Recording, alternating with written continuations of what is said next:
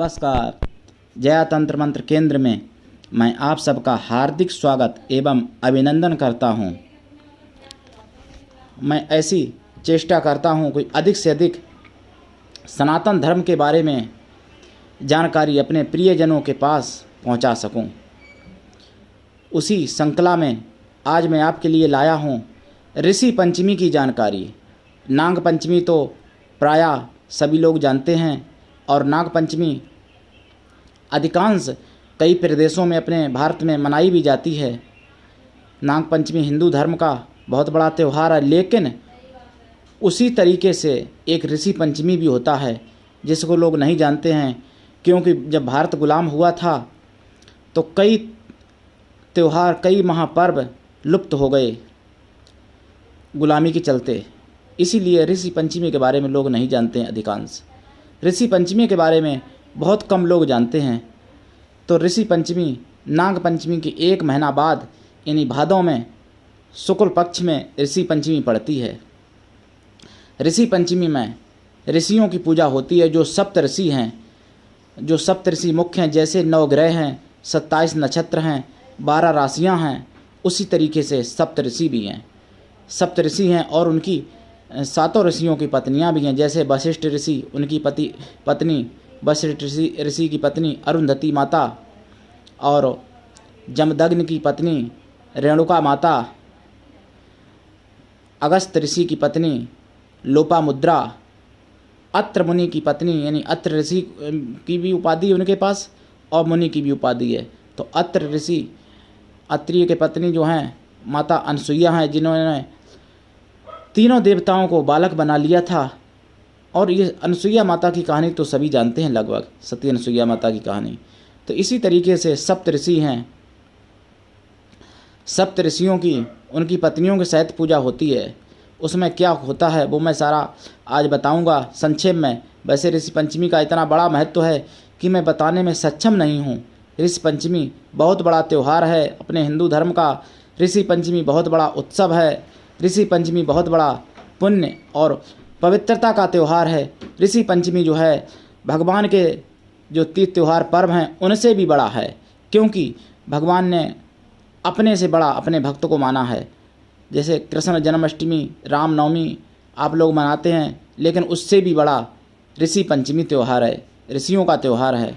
उसमें सप्त ऋषियों के अलावा और भी सभी ऋषियों की आप पूजा पाठ कर सकते हैं। 88,000 ऋषियों की, सबके नाम से ऐसे ही मतलब कि 88,000 ऋषियों को या समस्त ऋषियों को इस तरीके से समस्त ऋषि सपत्नी सहित आकर के इस को स्वीकार करें, इस वस्तु को इस तरीके से आप समर्पण कर सकते हैं। ऋषि पंचमी में क्या होता है वो विधि में बताता हूँ, जो गृहस्थ धर्म के लिए बहुत ही गौरव दिलाने वाली है, गृहस्थ धर्म में बहुत ही कामयाबी दिलाने वाली है। ऋषि पंचमी मनाने से पति पत्नी में प्रेम भी बढ़ता है। ऋषि पंचमी मनाने से घर में जो उपद्रव हो रहे हैं किसी के घर में वो शांत होते हैं। ऋषि पंचमी को साल में एक बार भादों के महीने में शुक्ल पक्ष में यानी उजाला पाक में, उजाला पाक जब होता है उस समय मनाना चाहिए। यानी नाग पंचमी सावन में जो होती है, तो नाग पंचमी के ठीक एक महीने बाद ऋषि पंचमी महापर्व पड़ता है। ऋषि पंचमी के बारे में देखिए, जैसे नाग पंचमी को लोग सिमई या फेनी बनाते हैं, उसी तरीके से ऋषि पंचमी को भी सिमई या फेनी या खीर बनाना चाहिए। सप्त ऋषियों के नाम से उनका भोग लगाना चाहिए, या समस्त ऋषि मुनियों को उनका भोग अर्पण करना चाहिए। और धूप बत्ती, अगरबत्ती, दीपक जलाना चाहिए ऋषियों के नाम से। और खीर पूड़ी या सिमई या फेनी, कहीं दूध फेनी कहीं सूत फेनी जिनको कहते हैं, उनको फेनियों को बनाना चाहिए ऋषि पंचमी के दिन और पूजन करना चाहिए ऋषियों के नाम से। और फिर पूरे परिवार में सबको खिलाना चाहिए, स्वयं भी खाना चाहिए। खाना तो आप लोगों को ही है, ऋषि तो केवल सुगंध ले जाते हैं, खाना तो आप लोगों को ही है। इसलिए आप उसको मनाने में कोई कंजूसी ना करें। भाई खाना पीना तो आप खाते ही हैं, तो उस दिन दूध फेनी या सिमई या खीर पूड़ी बना लें और ऋषियों का भोग लगा दें और खा लिया करें। साल में कई बार तो करना है। तो ऋषि पंचमी मनाने से सप्त ऋषि खुश होते हैं, 9 ग्रह अच्छे हो जाते हैं, भगवान भी बहुत खुश होते हैं। क्योंकि भगवान की पूजा से भी ज़्यादा भक्त की पूजा का महत्व है। तो ऋषियों, और ये ऋषि भी जो हैं भाई, जिनके सृष्टि जिनके बल पर चल रही है, जो आकाश में स्थित हैं सप्त ऋषियों के रूप में, और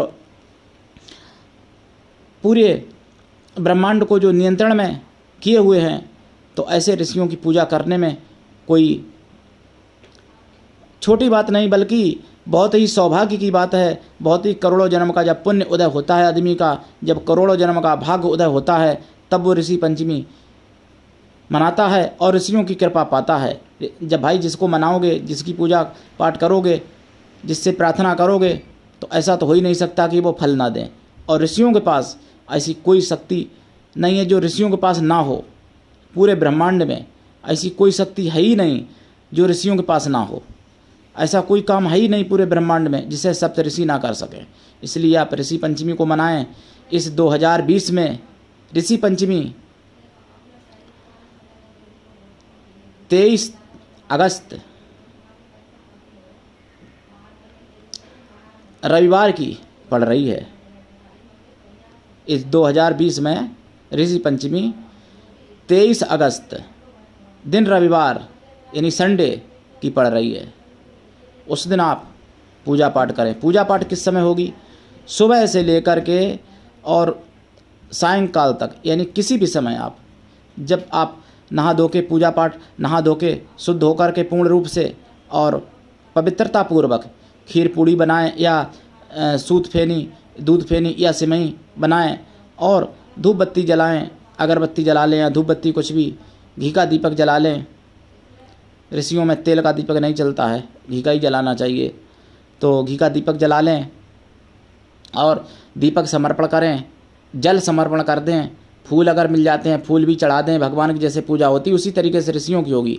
और दूध फेनी या बनाई हुई या खीर पूड़ी या सिमई का बनाई हुई उसका भोग लगा दें और ऋषियों से प्रार्थना करें कि मेरा परिवार खुश रहे, मैं खुश रहूं, मेरे सब कार्य बने, मुझे प्रसन्नता दो, मेरे परिवार को प्रसन्नता दो, मेरी रक्षा करो, मेरे परिवार की रक्षा करो। वैसे भी कोरोना काल चल रहा है तो ये भी प्रार्थना करें कोरोना से मेरी रक्षा हो, मेरे परिवार की रक्षा हो, मेरे प्रियजनों की रक्षा हो, मेरे मित्रों की रक्षा हो। और ऋषि पंचमी को भोग लगाने के बाद, पूजा पाठ करने के बाद, वह ऋषियों का जो प्रसाद है वो आप पूरे परिवार में सबको बांटें, स्वयं भी खाएं, ग्रहण करें उस प्रसाद को। ऋषियों ने अगर चाहा, ऋषियों की चरणों की कृपा हो गई तो आपके वास्तव में कष्ट नष्ट हो जाएंगे, इसमें कोई संदेह नहीं है। सप्त ऋषियों के नाम आप नेट से कहीं से भी ले सकते हैं, उनके नाम से भोग लगा दें या ऐसे कह दें कि ब्रह्मांड में जितने ऋषि मुनि हैं, जितनी सतियां हैं, जितनी ऋषियों की पत्नियां हैं, सभी को ये भोग समर्पण है। और वास्तव में मेरे हिसाब से तो यही उत्तम रहेगा कि पूरे ब्रह्मांड में जितने समस्त ऋषि मुनि हैं और उन समस्त ऋषियों की ऋषि पत्नियाँ हैं, वो सभी इस भोग को स्वीकार करें। इसी तरीके से आप भोग लगा दीजिएगा ऋषियों का और 2 मिनट हाथ जोड़ के बैठे रहना है, आंख बंद करके। उसके बाद में उस प्रसाद को उठा लेना है, ऋषियों से अनुमति लेके कि अब हम ये प्रसाद लेना चाहते हैं, आप मुझे प्रसाद दें। और इस प्रसाद में ऐसी शक्तियाँ प्रवेश करा दें कि मेरे अंदर हमेशा सद्बुद्धि रहे, हम हमेशा सतमार्ग पर चलें, हमारा परिवार हमेशा सतमार्ग पर चले, हमारी उन्नति हो, हमारे परिवार की उन्नति हो। इस तरीके से यानी जो भी अपना प्रार्थना करना चाहें, शादी नहीं हो रही है, संतान नहीं हो रही है या कोई भी A to Z, तो आप वो प्रार्थना ऋषियों से कर सकते हैं। और प्रतिवर्ष ऋषि पंचमी मनाया करें। यदि आपको ऋषि पंचमी के बारे में जानकारी चाहिए हुआ करेगी तो आप मुझसे फ़ोन द्वारा ले लिया करना। हर साल प्रतिवर्ष ऋषि पंचमी पड़ता है। और इसी के साथ यदि मैं ये भी बताना चाहूँगा कि यदि किसी भी तीज त्यौहार से, किसी भी पर्व से जुड़ी हुई यदि आपको जानकारी चाहिए तो आप मुझसे फ़ोन पर अवश्य ले सकते हैं। आपके जीवन में कोई समस्या है तंत्र मंत्र से जुड़ी हुई, जैसे भूत बाधा, किया कराया, शादी विवाह में रुकावट, प्रेम में बाधा, नौकरी में बाधा, कारोबार में बाधा, तो मुझसे आप अवश्य फ़ोन कर सकते हैं। यदि आपको तंत्र मंत्र से जुड़ी हुई किसी भी प्रकार की कोई सामग्री चाहिए, जैसे रुद्राक्ष 1 मुखी से लेके 21 मुखी तक, इसके साथ गणेश रुद्राक्ष या गौरी शंकर रुद्राक्ष, गौरी शंकर गणेश रुद्राक्ष, गौरी शंकर गणेश रुद्राक्ष भी होता है, एक त्रिकुटा जो होता है, या फिर काली हल्दी या किसी प्रकार की सिद्धि के लिए माला, स्फटिक माला, रुद्राक्ष माला, शंख की माला, मोती की माला, मूंगा की माला, काला हकीक की माला, लाल हकीक की माला, सफ़ेद हकीक की माला, पीले हकीक की माला, हरे हकीक की माला, या किसी भी प्रकार का यंत्र, किसी भी प्रकार का कवच यदि आपको चाहिए, किसी भी समस्या के लिए यदि आपको हवन पूजन भी करवाना है तो भी अवश्य मुझसे संपर्क कर सकते हैं। किसी भी प्रकार का हवन हो जाए। और यदि आपको कोई भी समस्या है आपके जीवन में A to Z, तो आप मुझसे अवश्य फ़ोन करें। मेरा मोबाइल नंबर है 9305 63 71 73। और आप यदि नए हैं मेरे चैनल पर तो आप मेरे चैनल को अवश्य सब्सक्राइब कर लें, ताकि मैं कोई वीडियो डालूं, आप विश्व में कहीं हैं लेकिन वो वीडियो आप तक पहुंच जाए। आप हिंदू, मुस्लिम, सिख, ईसाई किसी भी धर्म से मिलान करते हैं, किंतु आप संकोच ना करें।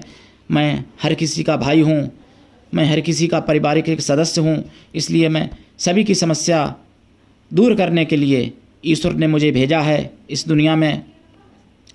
मैं एक मानव हूँ, मानवतावादी हूँ।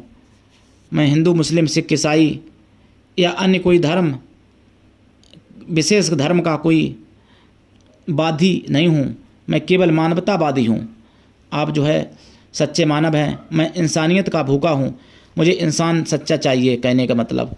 तो आप मुझसे लाभ उठा सकते हैं। मेरे द्वारा दी हुई जानकारी से आप लाभ उठाएं और आप मेरे चैनल को लाइक भी करें, शेयर भी करें, कमेंट भी करें।